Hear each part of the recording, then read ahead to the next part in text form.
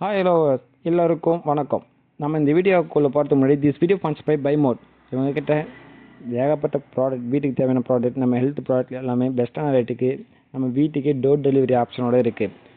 இதுக்கான லிங்க்கை நான் டிஸ்கிரிப்ஷனில் கொடுக்குறேன். தேவைப்படுறவங்க கண்டிப்பாக யூஸ் பண்ணி பாருங்கள். பெஸ்ட்டான பொருள் பெஸ்ட்டான ரேட்டுக்கு பெஸ்ட்டாக கிடைக்கும். ஹலோ, நம்ம இந்த வீடியோவில் எதை பற்றி பார்க்க போகிறோம்னா வணிக கப்பற்படை வரலாறு, மெர்ச்சன்டைசிங் நேவி ஹிஸ்ட்ரி. பழங்கால வணிக கப்பற்படையின் வரலாறு மிக பழமையானது. தமிழர்களின் கடலோடி பயணப்பாட்டிற்கு அடையாளமாகவும் சங்க காலத்திலேயே கடல் வணிக சிறப்பாக வளர்ந்தது. திராவிடர், குறிப்பாக தமிழர்கள், தெற்காசியாவிற்கும் மேற்கு ஆப்பிரிக்கா, அரேபியா, சீனா போன்ற நாடுகளுக்கும் கடல் மார்க்க வணிகத்தை மேற்கொண்டனர். சங்க காலத்தில் முசிறி, பூம்புகார், கோரகை போன்ற துறைமுகங்கள் சர்வதேச வணிகத்திற்கு புகழ் பெற்றவை. தமிழ்நாட்டு வணிகர்கள் ரோமன் பேரரசுடன் மிளகாய், பட்டு துணி போன்றவை விற்க ரோம நாணயங்கள் தமிழ்நாட்டின் பரவலாக இருந்தது. பெர்ஃபல்ஸ் ஆஃப் த ஏத்தியன் சி என்ற கிரேக்க நூலில் தமிழ்நாட்டு துறைமுகங்கள் முக்கியத்துவம் குறிப்பிடப்பட்டுள்ளது. சோழர்களின் கப்பற்படை 10ஆம் நூற்றாண்டு முதல் 11ஆம் நூற்றாண்டு.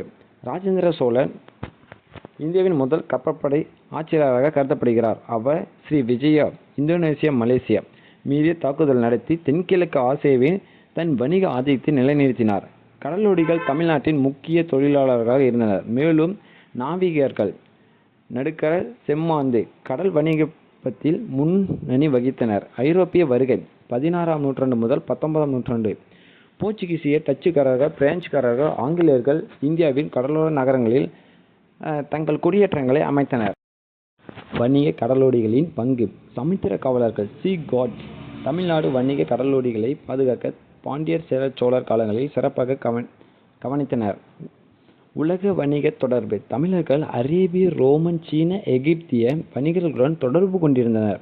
தமிழ் மசாலா மற்றும் மூலிகைகள், மிளகு, ஏலக்காய், லவங்கம் போன்ற உணவுப் பொருட்கள் தமிழர்கள் கடல் வணிகத்தில் முக்கிய பொருளாக இருந்தது. ரோம நாணயங்கள். தமிழகம் முழுவதும் ரோமன் நாணயங்கள் அதிக அளவில் கண்டுபிடிக்கப்பட்டிருந்தன. இது கடல் வாணிபம் மிகுந்து நடந்ததற்கான சான்றாக கருதப்படுகிறது. பிரிட்டிஷ் காலத்தில்தான் மெர்ச்சன்ட் நேவி என்ற சொல் பொதுவாக பயன்படுத்தப்பட்டது. தமிழர்கள், ஆங்கிலேயர்கள் கப்பல்களில் லாஸ்கர் வேலை செய்தனர். பிரிட்டிஷ் இந்தியாவில் சென்னை மற்றும் கொச்சின் துறைமுகங்கள் முக்கியமான வணிக கப்பல்களை சந்திக்கும் இடமாக திகழ்ந்தது. நவீன காலம் 20ஆம் முதல் 21ஆம் நூற்றாண்டுகளில் 1945 இந்தியன் மெர்ச்சன்ட் நேவி நிறுவப்பட்டது மற்றும் உலகப் போரின் போது இந்தியர்கள் பிரிட்டிஷ் கப்பற்படையில் பணியாற்றினர். இந்தியாவின் வளர்ச்சியின் சென்னை, தூத்துக்குடி, காரைக்கால் போன்ற துறைமுகங்கள் முக்கிய பங்கு வகிக்கின்றன. தமிழகங்களிலிருந்து பலர் merchant navy officer, engineer, Schaefer ஆகிய பணிகளில் முன்னணியில் உள்ளனர். தமிழர்களின் கடல் வரலாறு வணிக செயல்பாடுகளிலும் கப்பற்படைகளிலும் முக்கியத்துவம் வாய்ந்தது. சங்க காலத்திலிருந்து தொடங்கி சோழர்கள் பெருமை, ஐரோப்பியர்கள் காலப்பகுதி மற்றும் நவீன இந்தியாவின் மெர்ச்சன்ட் நேவி வரலாறு அனைவருக்கும் பெருமை சேர்க்கும்.